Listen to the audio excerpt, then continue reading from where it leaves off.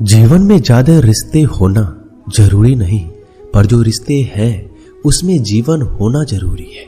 जिंदगी की हर सुबह कुछ शर्तें लेकर आती है और हर शाम कुछ तजुर्बे देकर जाती है। तूफान भी आना जरूरी है जिंदगी में, तब जाकर पता चलता है कौन हाथ छुड़ाकर भागता है और कौन हाथ पकड़कर। सोच का ही फर्क होता है, वरना समस्याएं आपको कमजोर नहीं बल्कि मजबूत बनाने आती है। अकेले हो तो विचारों पर काबू रखो और सबके साथ हो तो जुबान पर काबू रखो। कोई भी रिश्ता अपनी मर्जी से नहीं जुड़ता, क्योंकि आपको कब कहां किससे मिलना है यह ऊपर वाला तय करता है। मान और सम्मान की लड़ाई में कभी अकेले रहना हो तो रह लेना, लेकिन किसी के सामने खुद को टूटने मत देना, क्योंकि जब खुद का सम्मान करोगे तभी दूसरों से सम्मान पाओगे। दिल साफ और मकसद सही हो तो यकीन रखो किसी न किसी रूप में ईश्वर आपकी मदद करते हैं। कभी भी किसी पे आंख बंद करके भरोसा ना करें, क्योंकि दुनिया इतनी भी अच्छी नहीं है कि आपके भरोसे को कायम रख सके। खत्म तो सब धीरे धीरे होता है, बस पता अचानक लगता है। मुश्किल वक्त दुनिया का सबसे बड़ा जादूगर है, क्योंकि वह एक पल में आपके चाहने वालों के चेहरे से नकाब हटा देता है। गलती जीवन का एक पन्ना है, लेकिन रिश्ता पूरी किताब है।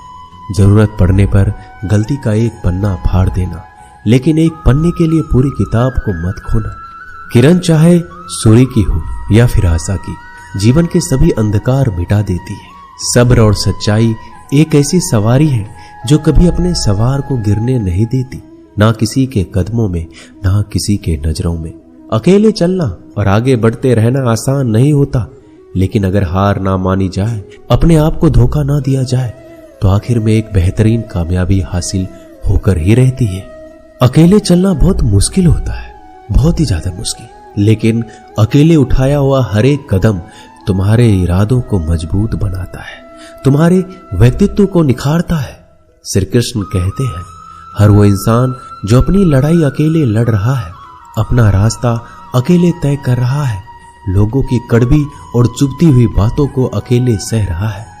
बस अपने रास्ते पर चलते रहो और आगे बढ़ते रहो। मैं तुम्हारा साथ अवश्य दूंगा।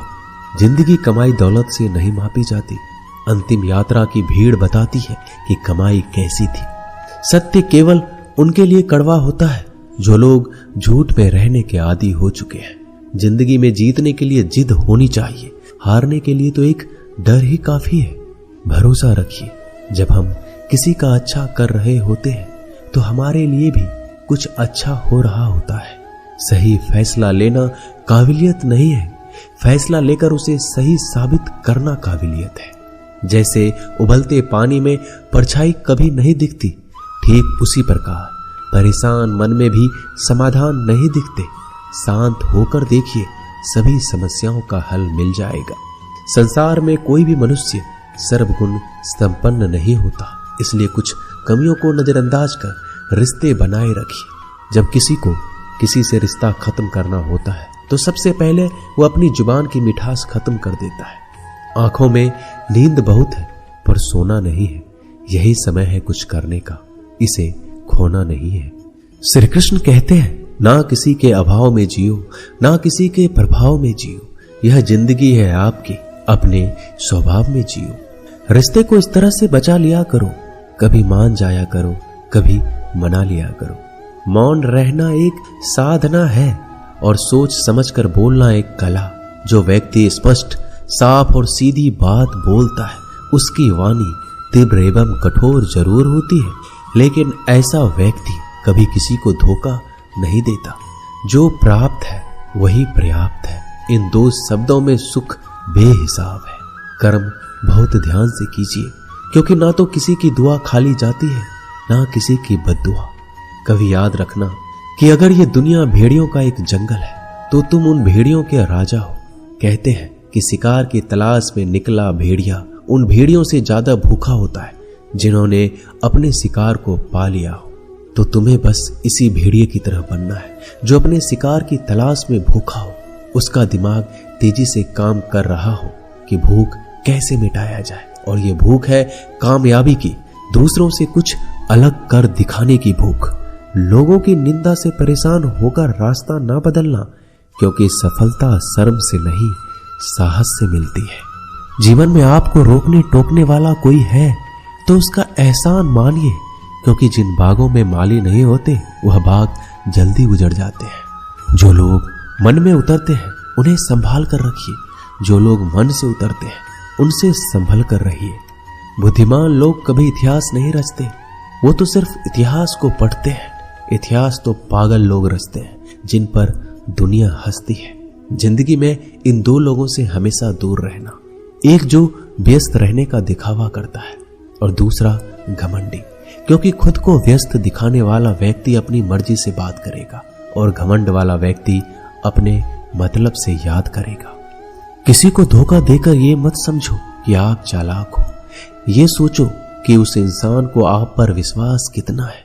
ये इंसान की फितरत है, यदि आप उसका एक बार सहायता ना करो तो वो आपके द्वारा पहले की गई सारी सहायताओं को भूल जाता है।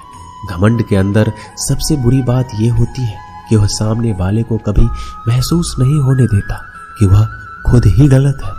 हमेशा याद रखना कि समस्याओं का कोई आकार नहीं होता, वो तो आपके हल करने की क्षमता के अनुसार बड़ी या छोटी हो जाती है।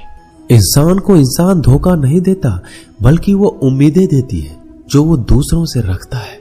जिंदगी में किसी को उतना ही तकलीफ देना जितना कि तुम खुद बर्दाश्त कर सको, क्योंकि तकलीफ देने में बहुत मजा आता है, लेकिन जब खुद के ऊपर आती है तो बहुत रोना आता है। जिंदगी में कोई भी इंसान अपने आप को ऐसे नहीं बदलता। जिंदगी में कुछ ऐसे हादसे हो जाते हैं जो उस इंसान को बदलने पर मजबूर कर देते हैं। किसी के सामने गिड़गिड़ाने से ना तो इज्जत मिलती है और ना ही मोहब्बत। इसलिए अपने स्वाभिमान को हमेशा बनाए रखना। यदि आप में काबिलियत होगी तो वह खुद चलकर आपके सामने आएगा। नाराज मत होना कभी ये सोचकर कि काम मेरा और नाम किसी का हो रहा है। यहाँ सदियों से रुई और तेल जलते हैं, लेकिन लोग कहते हैं कि दीपक जल रहा है। यदि आपके सपने बड़े हैं तो फिर आपके संघर्ष कैसे छोटे हो सकते हैं। यदि कोई आपका विश्वास तोड़ता है तो आप उसका धन्यवाद करना, क्योंकि वही आपको सिखाता है कि विश्वास किसी पर बहुत ही सोच समझ कर करना चाहिए। यह इंसान बहुत ही खुदगर्ज है। जब किसी को पसंद करता है तो उसकी बुराई नहीं देखता, और जब किसी को नापसंद करता है तो उसकी अच्छाई नहीं देखता। जो दोगे वही लौट कर आएगा, फिर चाहे वह इज्जत हो या धोखा। दुआ कभी साथ नहीं छोड़ती और बद्दुआ कभी पीछा नहीं छोड़ती। डरिए मत कि हम गलती कर बैठे तो क्या होगा, क्योंकि गलतियों से ही तो सीखोगे।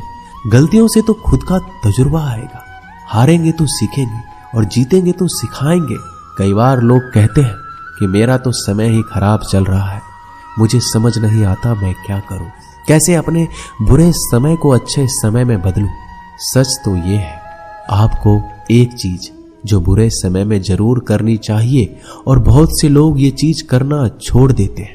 चलिए इसे समझते हैं इस कहानी के माध्यम से। एक बार एक बहुत ही गरीब किसान था। वह गरीब था, मेहनती था, खुश था। वह रोज सुबह उठकर भगवान से केवल 10 मिनट मंदिर में जाकर भगवान के आगे हाथ जोड़कर प्रार्थना करता था। उस किसान की पत्नी भी हर रोज किसान के साथ मंदिर जाती।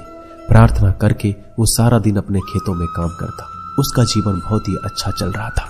अपनी मेहनत की कमाई से वो कुछ ज्यादा नहीं कमा पाता था, लेकिन फिर भी जितना कमाता था उसमें से कुछ पैसे लोगों की भलाई में लगा देता था।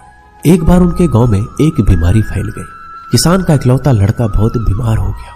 किसान के गांव में इस बीमारी के इलाज के लिए कोई अच्छा डॉक्टर नहीं था। पास के शहर में उस लड़के को ले जाया गया।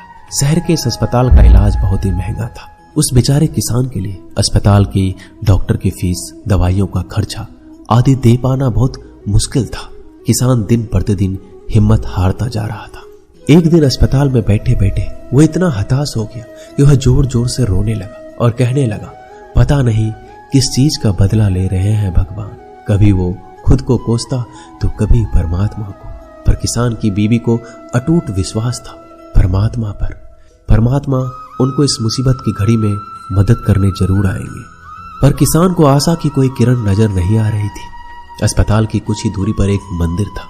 किसान की पत्नी उस मंदिर में हर रोज प्रार्थना करने जाती, पर किसान का दिल नहीं करता प्रार्थना करने को। डॉक्टर ने किसान से कहा उसके बच्चे के इलाज के लिए 10,000 की आवश्यकता है, पर किसान के लिए इतनी बड़ी रकम इकट्ठा कर पाना असंभव था। किसान की पत्नी अब भी मंदिर जाती थी। वो भगवान के आगे हाथ जोड़कर प्रार्थना करती कि उसका पुत्र ठीक हो जाए। एक दिन मंदिर में एक सेठ आया। उसने किसान की पत्नी को कहा कि उसने किसान की बात उस दिन अस्पताल में सुनी, जिस दिन किसान रो रहा था। सेठ ने बताया उस दिन सेठ की पत्नी भी अस्पताल में थी। अब वो पूरी तरह से ठीक हो गई है और घर चली गई है। सेठ को बातों ही बातों में पता चल गया कि किसान को 10,000 की आवश्यकता है। तो सेठ ने तुरंत अपने जेब से पैसे निकाल कर देते हुए कहा कि उसके पास इस समय 10,000 ही है और वो रख ले। साथ में सेठ जी ने कागज पर अपना पता लिखते हुए कहा, अगर आपको और पैसों की आवश्यकता हो तो बेहिचक मांग लेना। महिला ने उत्तर दिया, इस कागज की कोई आवश्यकता नहीं है। वह जानती है कि ये पैसे किसने भिजवाए हैं और जिसने उसे ये पैसे दिए हैं वो परमात्मा उसका हमेशा ख्याल रखेंगे। दोस्तों, कहते हैं अटूट विश्वास ये सबसे जरूरी चीज है जो हम लोग अक्सर खो देते हैं अपने बुरे वक्त में। जो उस औरत ने नहीं खोया, उसने तो सेठ का पता लिखा हुआ कागज भी नहीं पकड़ा। वह जानती है कि परमात्मा उनके साथ है, श्री कृष्ण सदैव उनके साथ है। श्री कृष्ण कहते हैं, जो मेरा ध्यान करते हैं मैं उनको वो प्रदान करता हूं जो उनके पास नहीं है, और जो उनके पास है मैं उसकी रक्षा करता हूं। इसलिए बहुत जरूरी है कि हम बुरे वक्त में परमात्मा का साथ ना छोड़ें। दोस्तों, ये वीडियो यहीं समाप्त होती है। मैं आशा करता हूं कि इस वीडियो से आपने बहुत कुछ सीखा होगा। मिलते हैं अगली वीडियो में, तब तक के लिए अपना ख्याल रखिएगा। धन्यवाद। जय श्री कृष्ण।